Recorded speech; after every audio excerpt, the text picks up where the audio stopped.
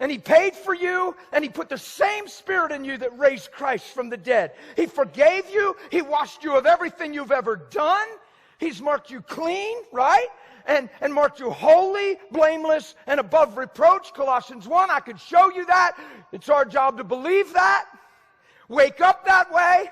I love what you said. You said in the last couple years, I lived holier by accident than I ever did trying. And I thought, that's the grace of God. See, the grace of God empowers you. If He changes your perspective, He'll change your life. The grace of God isn't the mercy of God. The grace of God is the empowerment of God. They're two different things. Mercy of God gives you a chance when you deserve none. Grace empowers you now that you got the chance. Are you with me? The grace of God, it's God's working power. It's God's ability on your behalf when you didn't earn it or deserve it. Paul said, I am what I am by the grace of God. Paul was getting beat. Paul was getting stoned. Paul was getting whipped and whipped with rods. Paul just kept on trucking and preaching. Didn't count his own life dear. You read the list of sufferings of Paul, just one thing on the list is enough to shipwreck most Christians in the mentality that we tend to have if we're not careful.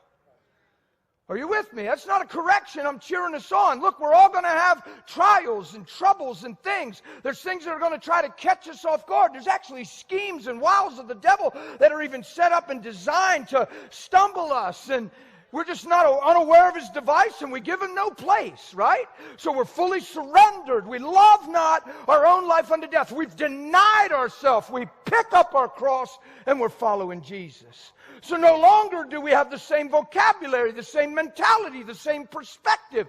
No longer do we let sin against us give us the right to have sin in us. We don't retaliate. We overcome evil with good. Why? Because we're Christians. We're Christians. We're little Christ-like ones. Yeah? And the Christ in us is the hope. Catch this as the value of your life. People say, well, what's my life? I'll tell you what your life is about and what it's worth.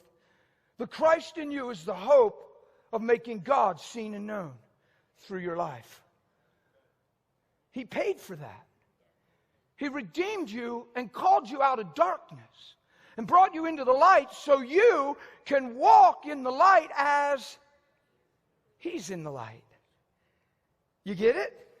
He said, let your light shine before men so they see your life. Come on, this thing isn't some desperate cry, God, help me get by. It's thank you for giving me life.